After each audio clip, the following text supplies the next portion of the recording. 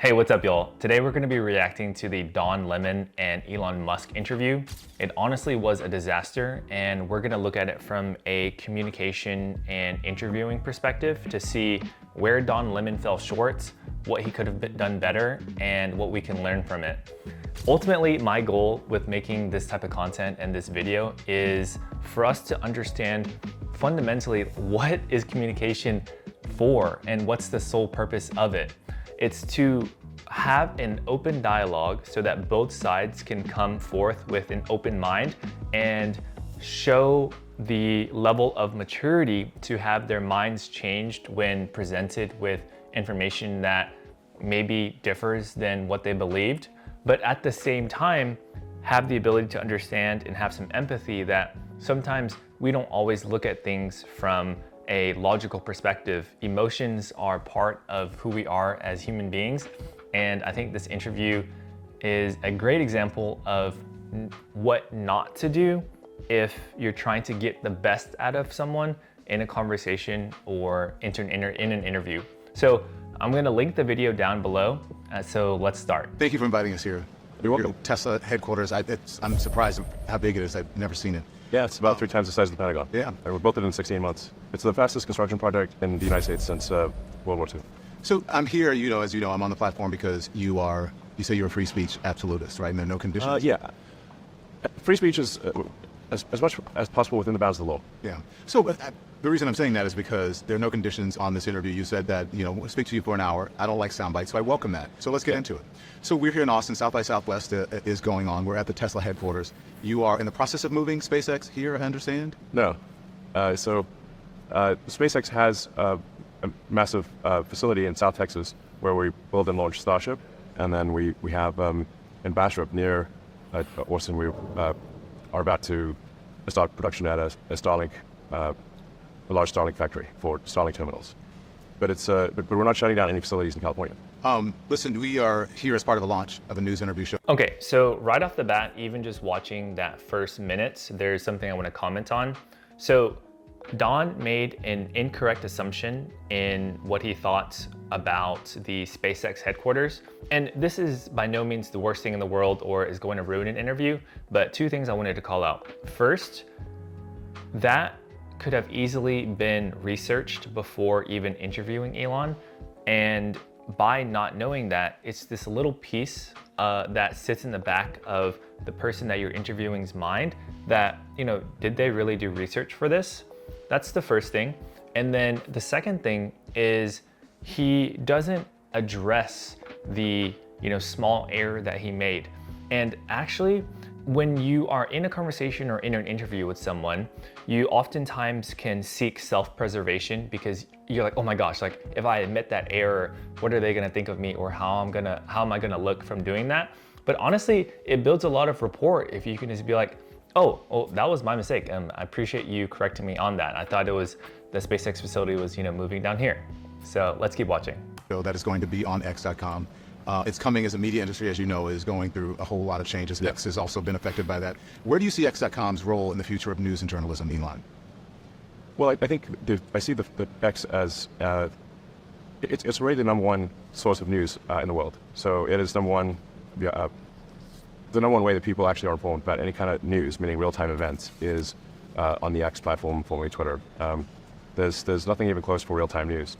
So we also want to expand upon that, and we have done so with long-form content. So instead of just doing what used to be called tweets, you can now do long-form posts. You can post an entire essay. In fact, you can now post an entire book to the platform. You can do long-form video content, so you can do up to 4-hour video segments. We really want news in whatever form it is, or information, I should say, in whatever form it is, to be available on our platform, whether it's short, long, text, pictures, video, whatever the case may be. Yeah, and some of the stuff that we do, long-form video, interview shows, what have you. Yeah. You reached out over the summer and you said, it would be great to have Maddo, Don Lemon, others on the left put on this platform. You received full support. The digital town square is for all. What do you mean by that? Well, I just mean that we want to make sure that there are a wide variety of viewpoints, that it's, we always have, for example, Tucker Carlson, who most people will view as being on the right, that's quite a prominent name on the right. We want to have prominent names on the left as well to provide different points of view, as well as centrists. Just basically a wide range of viewpoints on the platform, so users can hear different opinions. They can hear, what's your point of view, what's Tucker's point of view, and people can make their own decision about what they believe. You didn't mean that I'm on the left? Did you think that? I thought you were on the left, but I don't know. Well, let's just say I don't know what the left is or the right is, frankly, these days, because things can be quite polarized. But my impression was that you're more likely to be described as on the left than the right. My sense is you're sort of center left. I don't know. You tell me. Well, did you ever watch me on CNN, or did you watch? I saw segments. I saw segments. Yeah. But CNN is generally considered left. Yeah. Why do you say that? Why do I say CNN is generally considered left? I think if you look at any sort of media survey of what is on the left or right, I think they would say, like, for example, Fox is on the right and CNN is on the left. Yeah.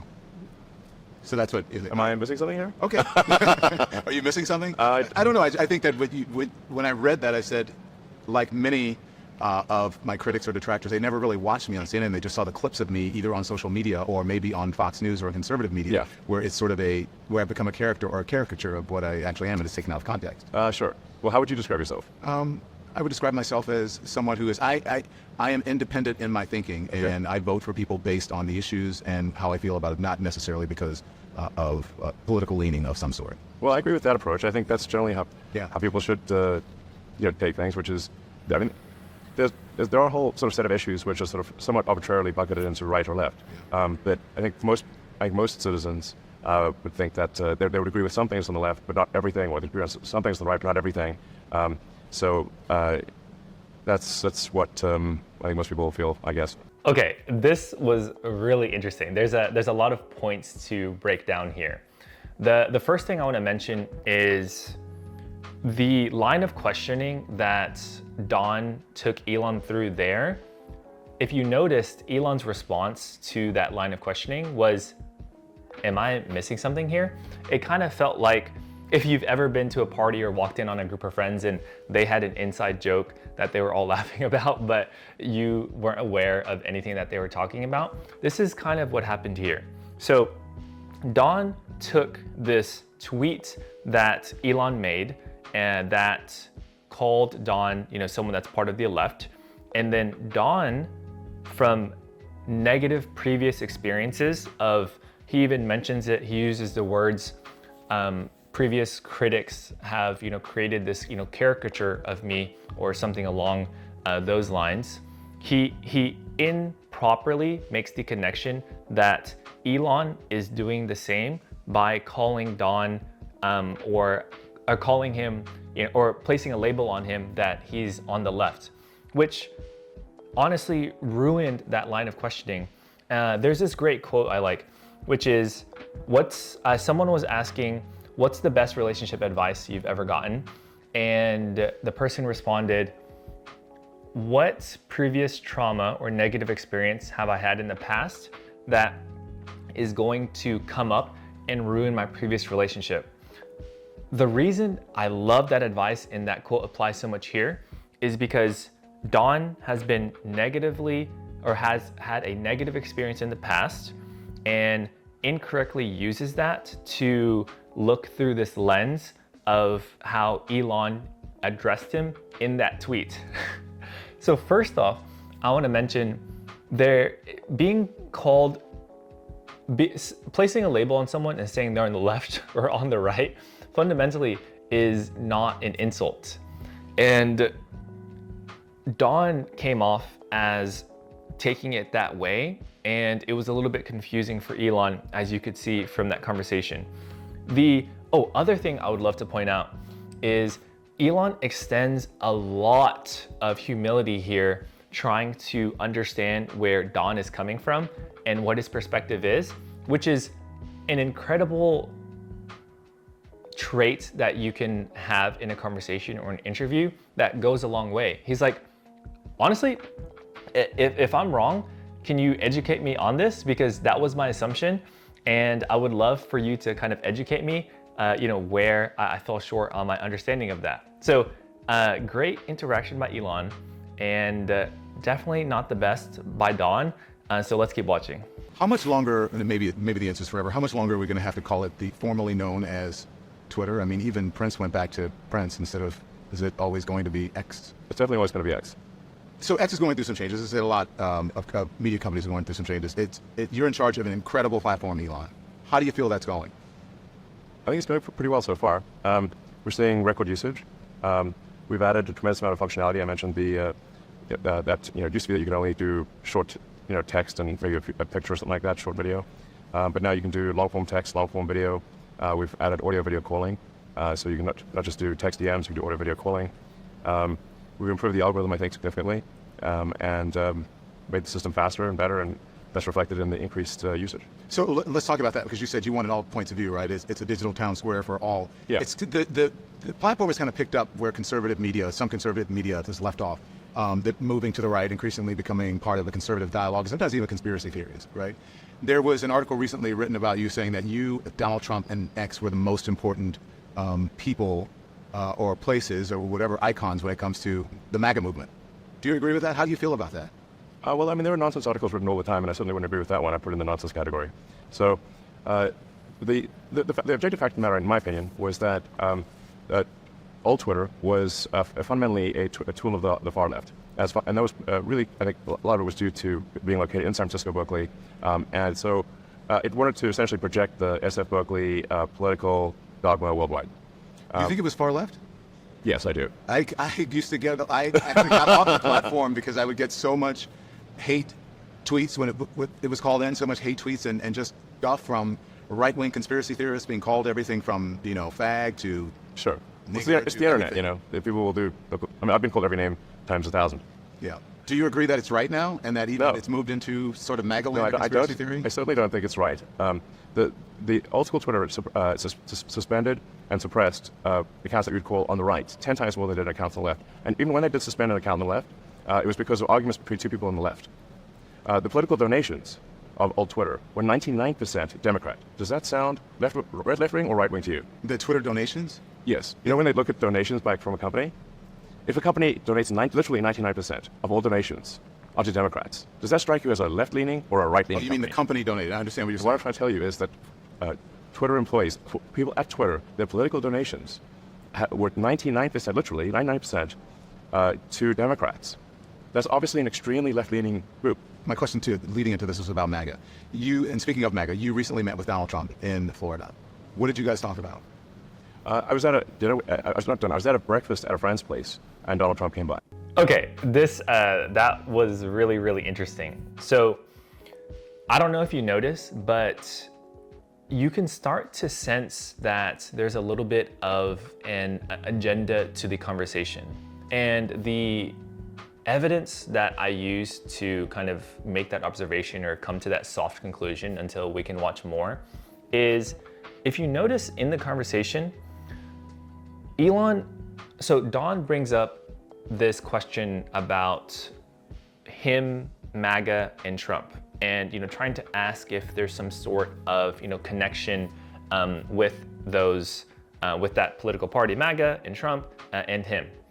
And the really interesting thing is Elon addresses that concern head on, and rather than acknowledge or have a conversation about what Elon just said in terms of the actual substance he used to address what Don said, he immediately goes into another point trying to connect him to MAGA, which is really interesting, because normally how a conversation like this would go, if you are being genuine in your approach, is you would hear out what the other person has to say to try and understand the point that they're trying to make. But if you notice with Don, he hears what Elon says, and it's kind of like he checks a box automatically in his head.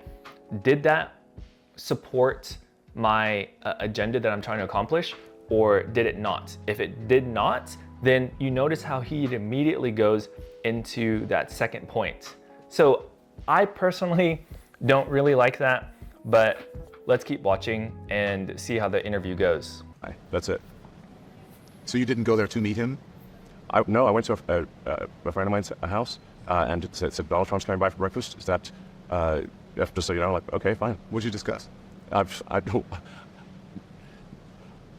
just say he did most of the talking. What did, The normal things he says. There was nothing particularly groundbreaking or new, but he, President Trump likes to talk, and so he talked. I don't recall him saying anything that he hasn't said publicly, and that was it. It was just a breakfast. did he ask you for money? He didn't. Did he ask you for a donation? No, He didn't. No. You said you're not going to donate to any candidate. that's correct. Why not? Okay, wow. So I feel like with that 1 minute we just watched, you can really start to feel the agenda coming in through full form.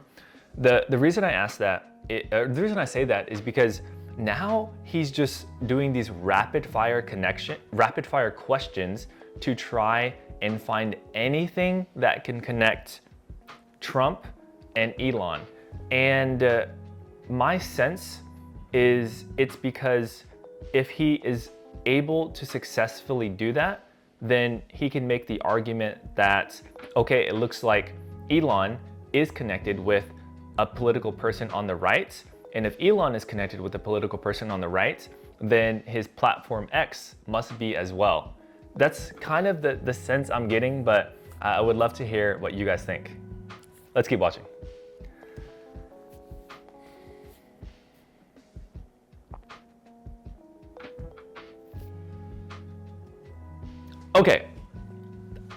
Okay, can we talk about that? I know that was only like 5 or 10 seconds, but the wording of that question sucks. Now let's go a little bit into communication or interviewing 101. Don asked that question by, I think it was, you've made a statement that you aren't contributing to any political candidate. Why not? Do you notice my tone when I say why not? So not only did the tone not come across right, but the words that he used feel accusatory. And especially when you're talking about a subject as sensitive as who you're politically contributing to, you want to walk the line a little bit more tactfully. Oh my gosh. A better way he could have worded that was maybe something like, okay, so you've made a statement in the past that you aren't contributing to a political candidate. Can you walk me through your thought process when coming to that conclusion? That is such a better way to word it because it allows so much more elaboration from the other person and it doesn't come off as inflaming or accusatory. So yeah, let's keep going. Well, I'll voice my opinion. I think I don't want to put a thumb on the scale monetarily that is, significant. Are you going to loan him money to help pay his bills? No, Not at all. Pay his legal bills. I'm not paying his legal bills in any way, shape, or form. And he did not ask you for money. And he did not ask me for money. Are you going to, so you're not going to endorse a candidate? I may, in the final stretch, endorse a candidate, but I don't know yet. I want to make a considered decision before the election, and if I do decide to endorse a candidate, then I will explain exactly why. Are you leaning towards anyone? No. You're not leaning towards anyone. Because you've been, Let me say I'm leaning away from Biden. you're leaning, I've made no secret of that. are you concerned about losing your security clearance if Biden is reelected? Does that have anything to do with it? No. You are leaning away from Biden, but you're not going to endorse anyone. It seems like an endorsement of President Trump because there are only two people who are running now. Nikki Haley is out. I mean, a lot could happen between now and the election, so we'll see who in the final analysis are the choices for president. And at that point, I may or may not endorse one of the candidates. If I do, I will provide a very detailed explanation of why I am endorsing one or the other. Okay, I actually don't mind that question from Don, and so I'll give him some slack here. He makes the point that indirectly, you can make the assumption that someone is endorsing or supports another candidate if they talk about their interest in definitely not voting for the other person. So it's like, okay, I'm gonna look at this as two evils, and clearly there's one evil I wanna stay completely away from, And if that's the case, then maybe I should go with the other one. So he pushes Elon on that a little bit, and I think that was completely fine, and I think he worded that well, and I think Elon addressed it appropriately. At that point, might you contribute or donate? I think it's unlikely. So you have been posting up a storm, as you always do in the past couple of weeks, about the redesign of the Tesla Roadster coming at the end of this year. Are there any kind of updates that you can talk about to expect from your flagship EV? I mean, Tesla stock is down in the last 6 months. What's next for the company? You know, the stocks go up and down, but what really matters is, are we making and delivering great products? The Tesla products are outstanding. Last year, the Tesla Model Y was the best-selling car of any kind in the world. So it was about 1.2 million units. It was the best-selling car despite being, I think, around 50% more expensive than the next best-selling vehicle of any kind, not just electric. So I think that's a testament to the incredible work of the Tesla team. Yeah. And we launched the Cybertruck. Obviously, that's being very well received. We have, I think, over 1 million orders for the Cybertruck. It's a really special product. I think the Cybertruck is one of those products that comes along really once in several years, maybe once a decade. The Cybertruck is a once-a-decade product. It is so special, and I think it's our best product. But everyone improves over time. I mean, This is more of a personal opinion, and I'm not commenting on Don with a specific point because it has more to do with style. But if you notice those past few minutes, you could really feel the emotions kind of coming out of Elon as he talked about the Roadster, and you could kind of get this sense of how important it was for him to, bring out this product that not only is going to be revolutionary, but it's going to, one up possibly the Cybertruck. Usually in these situations, what distinguishes a great interviewer from a good interviewer is a great interviewer can recognize these subtle signs of excitement or passion or enthusiasm in the person that they're interviewing and make the decision to go off of script a little bit and dive into that more. I mean, what better thing do you want from an interview or a conversation with someone than them getting an opportunity to kind of share that enthusiasm? And honestly, that energy is so contagious, not only for the person doing the interview or leading the conversation, but the people watching. I would have loved to hear so much more about Elon's feelings, beliefs, and what values he has that all led to the creation of the Roadster. So that's a little bit of a style difference, but that's personally how I would have liked to approach that specific part of the interview. Apple, I thought my phone was here, but Apple, the phone got better over time. I'm sure your cars will get better over time. You have been tweeting about the updates in the Roadster. Is there something that we should expect? Sure. You did mention the Roadster. So, look, I don't want to give away, much more than what I've said publicly, except that the Roadster will be a collaboration between SpaceX and Tesla. So, you can expect some rockety stuff there. A flying car? Maybe. It's not out of the question. Go on. No, I gotta reserve the cool stuff for when we actually unveil it. But it's gonna be really cool. It's gonna have some rocket technology in it. I think the only way to do something that's cooler than the Cybertruck is to combine SpaceX and Tesla technology to create something that's not even really a car. Then what would it be? Something that's never existed before. I'm getting Jetsons vibes. Totally Jetsons vibes. The ones may not be aware, like some things that I have said publicly is that it'll do 0 to 60 in under 1 second. So that's by far faster than any sports car that exists. Just one quick point about that interaction.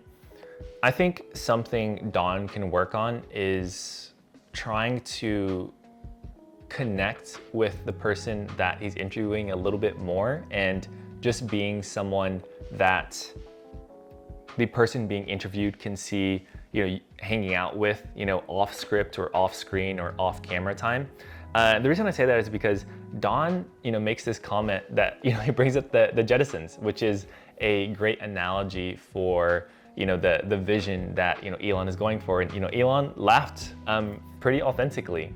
And if you watched it, Don's body language, kind of during that time when Elon laughed, it kind of felt like a brick wall. You know, it didn't feel like very inviting.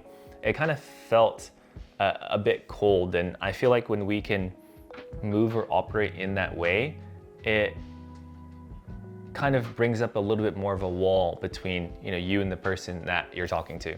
So let's keep watching. And that's not even the most exciting thing about it. Does it have wings? No, it does not have big wings, because big wings would be unwieldy on the road. Does it have propellers? It does not have propellers. Okay. It has wheels. It does have wheels. That's a roadster 20 questions. Does it have a steering wheel? Not exactly. What is it? It'll have a drive-by-wire yoke, essentially, kind of like the way aircraft or modern jets are controlled. And do you think it's a way of the future that everyone will follow your lead on this? I don't think anyone will ever make anything like the roadster that we're going to make. Let's talk now about SpaceX, Tesla. You got a lot of lawsuits. You've got X.com. You got a lot going on. How do you relax?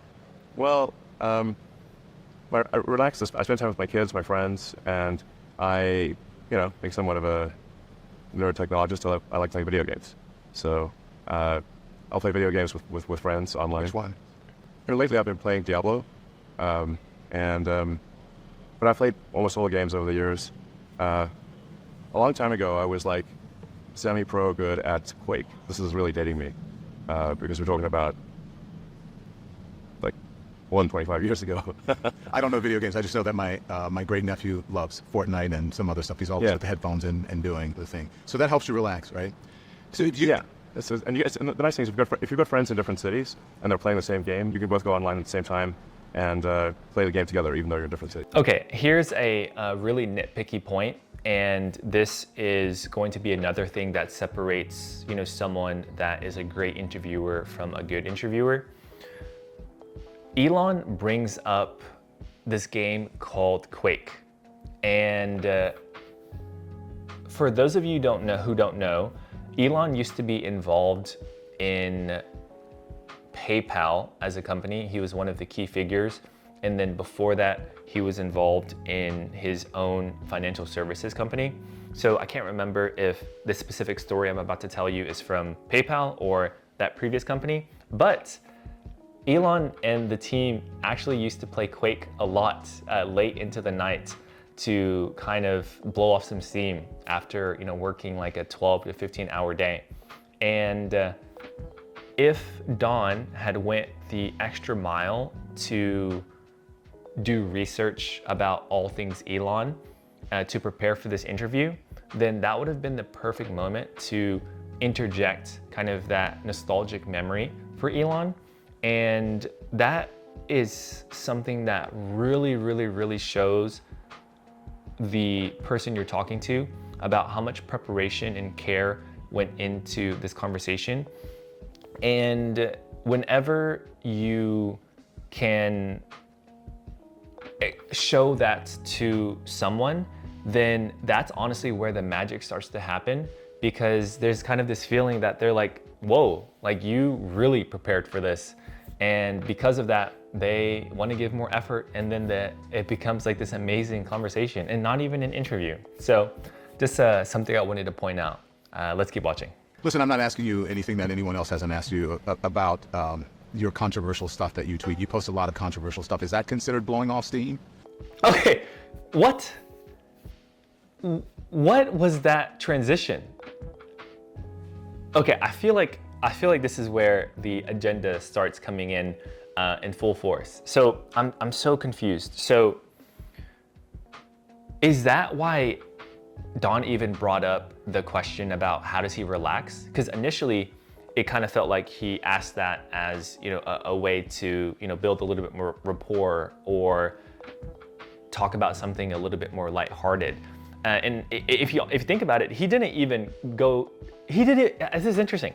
He didn't even dive into that section about relaxation with Elon at all. He just talked about it a little bit, and that transition that just happened there makes me think he did it for the sole reason to just set up this next part of what he just said. So if you notice, that transition was, they were talking about relaxation, And then now all of a sudden out of nowhere, it goes into controversial tweets or messages. Like that, there's no logical comprehension between how you got from there to what we just watched. So let's keep watching. Well, I guess I do enjoy using the platform. I mean, I do call the X platform the PvP, or player versus player platform. So in video games, there's player versus like environment, where you're not playing against other people, and then there's PvP, which is like hardcore. You're actually playing against other people, and But that's blowing off steam for you. yeah, Yes. it is to some degree, not always. I mean, obviously I use it for to post jokes, to post sometimes trivia, sometimes things that are of great importance. So you do a lot of it at night, like late at night. So when you're doing this, are you sober when you do it? Almost Are always, you yes. under the influence of anything? No, I don't drink. I don't really. No. So you got no drink, no smoke, no nothing. I mean, you smoke pot with Rogan. Okay, that I don't even have words to describe that last minute of what I just watched. So think about how we got here. We got here by talking about relaxation, and then from there it went into, I think, video games, and then from video games it went into tweeting controversial things, and then from controversial things it went into drug usage or tweeting when you're drunk, or basically substance abuse. I can't stand going into a conversation or interview and not approaching it from a genuine or authentic place. I'm not saying that Don can't ask Elon the hard questions, because he 100% can, and hard questions are how the truth gets moved forward in our society. But the way he went about it was just awful. Like, in my opinion, if he wanted to talk about, the drug use, he could have transitioned into it in so much more of a tactful way. And maybe the way I would have done it is, okay, hey Elon, so there was an article written about you in the Wall Street Journal, and it talked about your drug use. Can you comment on that story? At least, from that perspective, he is coming from an angle of, okay, this was written, and I'm not making a judgment about what the story says about you, or my opinion. I'm just asking, can you comment on it? That is still going to be a little bit tricky though, because you want to have a good balance between really digging hard at someone and asking the hard questions, and genuinely complimenting them, especially on things that the media doesn't spend a lot of time and efforts highlighting. When you have a good balance of the two, that's honestly where like the best conversations and interviews can happen, because the person feels like you're able to see, both sides. But if you're just ramming them with the quote unquote negative things, then that's honestly where the interview starts to feel off in a certain way. So I'm not a fan of how that just went, but let's keep watching. Obviously, I'm not a doctor, but I would say if someone has depression issues, they should consider talking to their doctor about ketamine instead of SSRIs. Listen, I think Okay. Okay, my issue with that specific part we just watched is Don needed to address the initial response from Elon, where he was talking about, hey man, that's honestly a pretty personal thing to be asking someone about a prescription that they have gotten from the doctor. And by not doing that, he continues to kind of, weasel out of these opportunities to take responsibility for things, even just really small things that the other person would really appreciate. And the crazy thing is, up until this point, Elon is doing such a good job at acting in good faith with these questions. He's genuinely trying to hear Don out and see his perspective and have an intellectually honest conversation. So let's keep going and see how the rest of the conversation goes. That ketamine and drug therapy is increasingly becoming more in the mainstream. Yeah. Do you think you're doing it under a doctor's care, right? Yeah. Literally a prescription from a real doctor, not like, Yeah. But do you feel like you ever abuse it? I don't.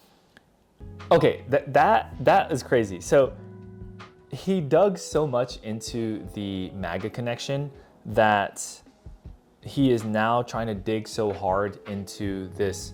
Elon has a drug abuse issue or substance abuse issue connection. And he's doing the same thing where he's like asking these rapid fire questions that seem to serve the sole purpose of just trying to have a like gotcha or clippable moment. And it's funny because he mentioned he is not interested in having sound bites at the beginning of the interview, but if any of these sections Elon were to say yes, that little clip would be taken out of context and be absolutely blown up without any understanding of why it was said and what greater picture. So yeah, this just a bit crazy to me. Okay, so I'm gonna skip forward a little bit. Let's go to the next section. So this section is actually really, really interesting. We're gonna go to 23:19 of the YouTube video. Let's watch. They talk about the Great Replacement Theory. Can we talk about the Great Replacement Theory now? Some of the things that you post, the Great Replacement Theory, you claim that Democrats, President Biden's immigration plan to open up the border, you said that the president is getting, and Democrats are doing it to get more votes. But undocumented immigrants cannot vote in federal elections, so how is that possible? Right. Well, you're conflating two things. One is Great Replacement Theory. The other is, which I don't. Okay, that is appalling. So let's just pause really quickly and talk about what just happened there. So from a communication perspective, what Don just said, or the connection he just tried to connect, makes absolutely zero logical sense. What happens when you do this is you start to lose the person that you're talking to. So let's break that down. Elon made a tweet referencing how Democrats can possibly have an incentive to allow illegal immigration because it affects how states and the federal government form seats in the government so that they have more representation for their policies and the ideas that they are pitching in these political conversations that we're hearing about every day on the news. He tries to tie that with the Great Replacement Theory. Guys, I don't know if you know what the Great Replacement Theory is, but it is a white supremacist ideal or philosophy that ethnic minorities are coming in to traditionally white countries or areas and replacing the population there. And they call that immigration of ethnic minorities as an invasion, and an invasion that needs to be stopped by any means necessary. And there have been some extremely radical acts of violence that have referenced that ideal. Think about what I just described as the Great Replacement Theory, and Don making, at this point, maybe a little bit of an accusation that's connected to a tweet Elon made. It's just, they have nothing to do with each other. Like, that is not subjective. Like, that is a fact. So let's keep going. Subscribe to that. I'm simply saying that there is an incentive here. If legal immigrants, which I think have a very strong bias to, at least everything I've read, it's a very strong bias to vote Democrat. The more that come into the country, the more they're likely to vote in that direction. But it is, in my view, a simple incentive to increase voters, to Democrat voters. And yeah, so the question is like how? So there's a few ways that this works. One is that when the census is done, the census is based on all people in an area, whether they are citizens or not. So if there are a concentration of people who came here illegally in a particular state or in a particular state, that state will actually then get an increased number of House seats. So the House seat apportionment is proportionate to the number of people, not the number of citizens. So the illegals overwhelmingly go to places like California, New York, and the if you just look at the math, if you look at the apportionment with and without illegals, I believe California would lose, I believe the blue state, there would be a net loss of blue states of approximately 20 seats in the House. This also applies to the Electoral College. So you say, like, well, this also applies to electing the president, because the electoral votes are also done by apportionment the same way that House seats are done. But the reason, Elon, the Electoral College is in place is to balance that, so that doesn't happen. So what you're saying about it is the exact opposite of the reason why the Electoral College is there. The Electoral College at this point in our history gives people who are in smaller states and red states much more of an influence over our elections than people who are in blue states, and the majority of the people in this country. That's what the Electoral College does. It actually does the exact opposite of what you're saying. It protects people who are in smaller states and protects people who are in red states. Well, the red states, because they tend to be smaller and less populous. I think that statement is what you said is true, but what I said is also true, which is that if as is the case, a disproportionate number of legal immigrants go to blue states, they amplify the effect of a blue state vote. And the math, as I understand it, you can research this obviously very easily on it. It's pretty straightforward to research this. But my understanding is that there would be that the Democrats would lose approximately 20 seats in the House if illegals were not counted in census, and that's also 20 less electoral votes for president. So illegals absolutely do affect the who controls the House and who controls the presidency. It does not affect the Senate. Yeah. In blue states, you're talking about. I Yes. don't believe that your information on that is right. So listen. Okay, wow. First off, that is a terrible, awful thing to say to someone in a conversation if you are being authentic and genuine with your intentions in trying to drive the dialogue forward. The reason for that, so let's recall what he said. I don't think your information on that is right. And then he completely tries to shift the topic into the next question or point. The reason that is a terrible thing to say in a conversation is because it shows the person that you're talking to that you either don't have an open enough mind to be presented with new information that conflicts what you believe, to then change your mind after being presented that information, or it shows that you don't have enough compassion for what the other person, I don't even know if compassion is the right word. You don't have enough understanding or belief in the other person that what they're saying is true. So you immediately shut it down, even though you don't have anything to say in regards to the specific substance of what they just brought out and laid on the table. So let's talk about this more concretely with examples. Option A, on how Don could have approached and changed that response is, honestly, Elon, a lot of what you just described, I had no idea. And that kind of opened my eyes a little bit to want to do more research about how that process works when it comes to the effect that the census has on seats when it comes to government placements in the House of Representatives, which is a US thing if you are not from the United States. So because of that, I would love to just spend some time outside of this interview, researching that more and coming up to my own conclusion on it. So I really appreciate you bringing it up, and that's something I want to read more about to confirm for myself, because if it turns out to be true, I'm actually going to be mind blown, and you changed my mind on that. That is a great option A, because you aren't accepting exactly what the other person said, but you are showing them that you're open to new information and changing your mind. Now, option B is, Elon, I don't agree with what you said because of points A, B, and C. From the points I just mentioned, is there anything that has fallen short of your understanding of what I just brought up in terms of why I feel like what you're saying is not correct? Now you are having a dialogue about the actual substance of what the other person said. So if you think about it, all Don did, he just went straight into, I don't think that information is right, and then boom, he moves on. It just doesn't have a productive effect on the talk. So it drives me nuts. Okay, let's keep watching.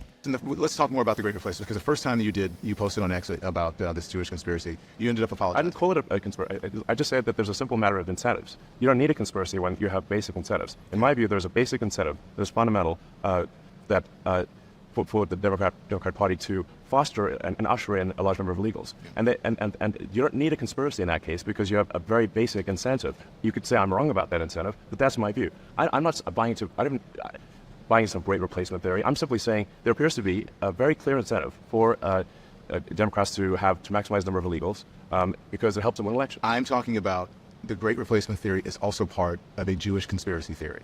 And when you did the tweet, or you responded to the tweet about that, you ended up apologizing, and which I think is, it's good that you ended up apologizing. You went to Auschwitz with Ben Shapiro. Yeah. Right? So you said you learned your lesson. What did you learn? What? Okay. If we haven't agreed on this up until this point, this interview is honestly headed for an absolute disaster. So if you noticed, there was complete looks of confusion from Elon during that last 15 to 20 seconds. So let's talk about why that is. What Don is saying literally has no reasonable line or logical form of thinking or thought. So what I mean by that, and this is why Elon is confused, is because up until this point, they've been talking about Elon's tweet about illegal immigration and Don has been trying to tie that to the Great Replacement theory. So Elon addressed that and talked about how it was completely different. After they had that conversation, Don continued talking about the Great Replacement theory, and he connected it to something that came completely out of the blue, which was not brought up in the conversation prior, which is a separate incident of Elon being involved in some sort of tweet as it relates to talking about Jewish people or the topic of Jews. The reason Elon's confused is because he could not follow what Don was thinking at all because Don didn't communicate it. So whenever he just brings up the incident with the Jews and the Jewish tweet out of nowhere, that's where Elon has this look of confusion. He's like, what the heck? Where did that come from? We did not even bring that up until this point at all. So that's the frustration I have from a communication perspective here, guys, is you are absolutely going all over the place with how you are leading this conversation, and that clearly leads to so much confusion and frustration with the person that you're talking to, and you can literally see it on Elon's face. So yeah, that was rough, but let's keep going. You learned your lesson when you apologized and you said you went to Auschwitz. You saw what. No, I was already aware of these things, and the nature of my comment that really inflamed people. What I was trying to say, and I did very quickly clarify, this is what I'm saying, is that a number of prominent Jewish philanthropists fund groups that they should really take a closer look at funding, because some of the groups they fund, I think, are anti-Semitic. Yeah. Do you understand the connection between the two? There's a connection between, you said Democrats, the Great Replacement theory, but when it comes to the actual Great Replacement theory, originally it was started about Jewish people, as you said, flooding in the country, and then now people are using it for Democrats, saying the same thing about Democrats. Flooding. In my view, it's a simple matter of incentives. Yeah. I actually don't see an incentive for Jewish people to want to get legal immigration. I don't think there is such an incentive. Yeah. The Great Replacement theory is a neo-Nazi trope. It's in the neo-Nazi manifesto. It's in the Turner Diaries. It's referenced by the Buffalo mass shooter in his manifesto, where 10 people, black people, were murdered in Buffalo. There's the actual title of the Christchurch shooters manifesto. 51 people in the Muslim mosque were murdered. 23 people murdered in El Paso by a shooter who used the same language that you use in that manifesto when you say Hispanic invasion. Is that not? I didn't say an Hispanic invasion. You quoted a tweet that called it a Hispanic invasion. If I quote something, it doesn't mean I agree with everything in it. Okay, guys, that was disgusting, and I'm trying my best here because I really just want to focus on the lack of communication or interviewing skills that Don has. And I don't know if it has to do with comprehension or if it has to do with, some sort of like more malicious, motive. But what he said literally from a logical perspective makes no sense. So let's break it down, and let's not make the same mistake when we're talking to people and trying to, have a dialogue. So he said something like the same language that you use when you say Hispanic invasion. Okay, so if any reasonable person who would hear those words exactly, they would think one of two things. They would think you're saying those words came out of my mouth, or you're saying those words got typed into a screen by the fingers on my hand. It turns out it's literally neither of those things. It was a quote that Elon had retweeted, and because he retweeted it or commented on it, Don is saying the same language that you use when you say Hispanic invasion. It's just not genuine, guys, and I can't explain how much this hurts just everything when it comes to, trying to have productive conversations with people. It's just really frustrating.